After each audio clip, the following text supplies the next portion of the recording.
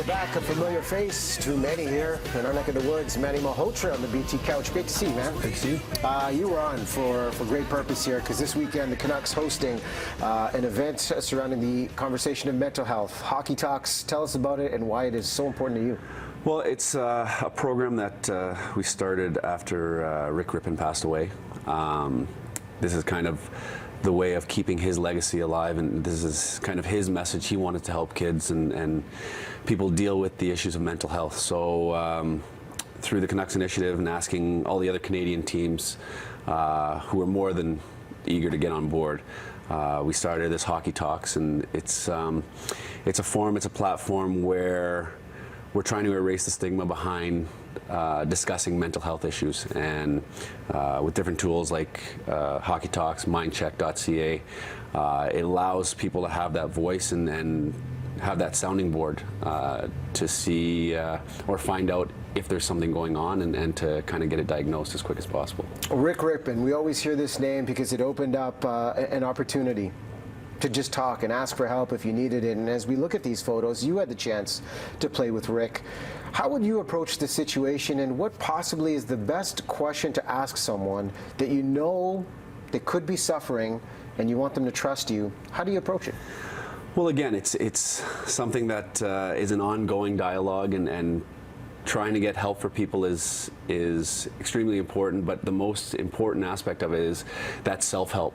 The people who want the help or need the help need to want it for themselves. So again, we're trying to erase that idea that it's weak to talk about your emotions, to talk about your feelings, and just having that kind of open room, open platform where you can discuss your feelings openly and without that judgment behind it. Well, you've gone through several challenges in your career, now back with the Canucks development coach, which is great to see. And as we look at the contributions you made to the team, so many memories, but the shared challenges of what happened with the injury to your eye and what you go through when you hit your rock bottom. What do you remember about that moment, and who were you able to lean on to get support you needed?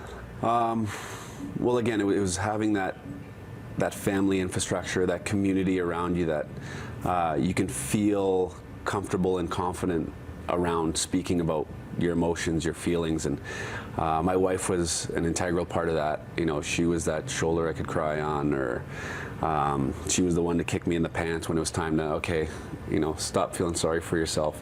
But also we discussed, or I've said it in the past, whereas that team that we had was far more than just teammates. You know, we truly became family, and they were concerned for me more as a person, a father, a husband, more so than, hey, we want our centerman back kind of thing. So to be able to have that kind of community around, and the people that cared for me so greatly was a huge part of my ability to come back, and just emotionally making sure I was in the right state of mind to do so. Well, you clearly look like you're in a healthy state of mind. You're supporting this terrific cause. And one of the interesting things you said before the break is the self-awareness factor of if anybody is suffering from any type of mental health condition, mindcheck.ca is a great resource to just take inventory and say, hey, something feels off, but here's a resource to examine that.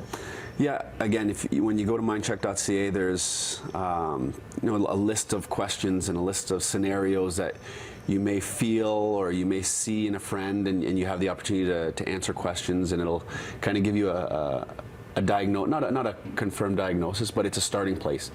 And you know, you listen to different stories. Corey Hirsch, Theo Fleury, Michael Landsberg, they all talk about the first step towards healing, the first step towards getting help is communication and speaking about it openly. So you know, hopefully with these tools, people are more open to the idea of speaking about their feelings and getting the help that they so want and deserve. You mentioned this Corey Hirsch piece. We brought it up earlier on Breakfast Television, the Players Tribune. If you have not read it, Corey having the courage to open up at a young age with his challenge of being suicidal. What do you think when you read something like that? What goes through your head, and what's your reaction? It's scary. It's scary to think of, you know, that could be anybody.